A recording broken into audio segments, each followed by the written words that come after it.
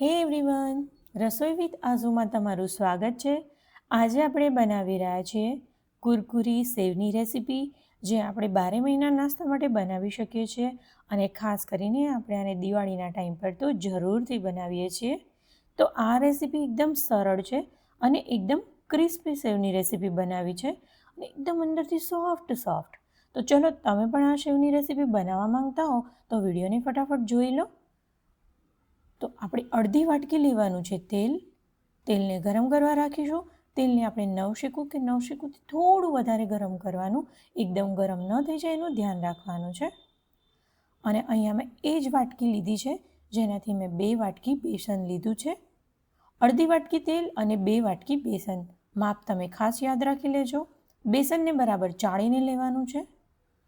એમાં આપણે હળદર, લાલ મરચું અને મીઠું એડ કરીશું। હવે આપણે થોડી એમાં મરી પાવડર નાખ્યો છે અને એમાં આપણે ગરમ કરેલું તેલ એડ કરીશું।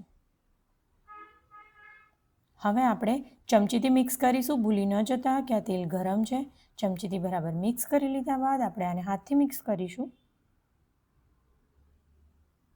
હવે આપણે આમાં થોડું કરીને પાણી એડ કરીશું। બેસન ખૂબ ઓછું પાણી લેતું હોય છે, એટલે પાણી થોડું કરીને એડ કરવાનું, પરંતુ આપણે આને એકદમ ઢીલો લચકદાર આટો બનાવીને તૈયાર કરવાનો છે। તો ખાસ તમે જુઓ છો કે સારી રીતે મસળીને એકદમ ઢીલો, એકદમ લચકદાર આપણે લોટ બાંધવાનો છે। હવે આપણે સંચાની અંદર તેલ લગાવવાનું છે। તેલથી સારું એવું ગ્રીસ કરી લઈશું।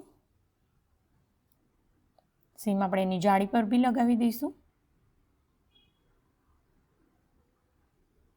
અને હવે આપણે સંચાની કેપ પર પણ અંદરની સાઈડ આ રીતે ઓઇલ લગાવી દઈશું।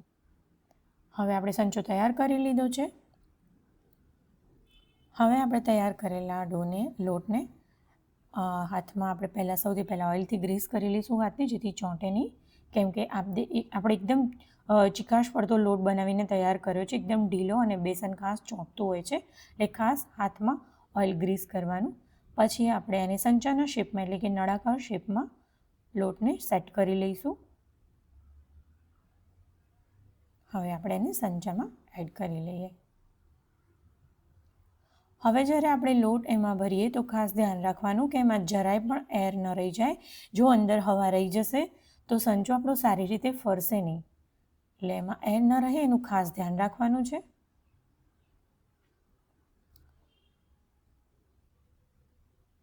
હવે આપણે આને કેપ લગાવી ફિટ કરી લઈએ। સાઈડમાં મેં તેલને ગરમ કરવા રાખી લીધું છે।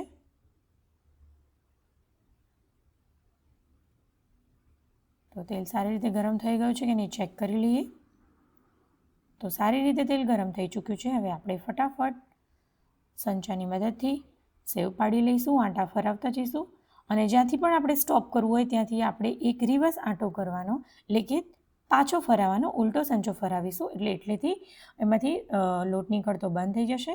અને પછી આપણે એને 2 મિનિટ માટે એક સાઈડ અને બીજી સાઈડ 2 મિનિટ માટે એ રીતે સેવને થવા દઈશું। 2 મિનિટથી વધારે તમારે એને કરવાની નથી। એકદમ ક્રિસ્પી અને એકદમ સોફ્ટ સેવ બનીને તૈયાર થઈ જશે। તો ફક્ત 10 મિનિટની અંદર આપણો સેવનો નાસ્તો બનીને તૈયાર થઈ ચૂક્યો છે। એકદમ ક્રિસ્પી, એકદમ કુરકુરી સેવ તૈયાર છે। અને જો મોણ સરખું નાખો તો એકદમ સોફ્ટ બનતી હોય છે। તો ચલો, તમે પણ ફટાફટથી બનાવી લો, કેમ કે દિવાળી નજીક આવી ગઈ છે, અને આ સેવનો નાસ્તો તો જરૂરથી બનાવજો। વિડીયો પસંદ આવે તો લાઈક કરજો, શેર કરજો અને ચેનલને સબસ્ક્રાઈબ કરવાનું ન ભૂલતા। Bye bye.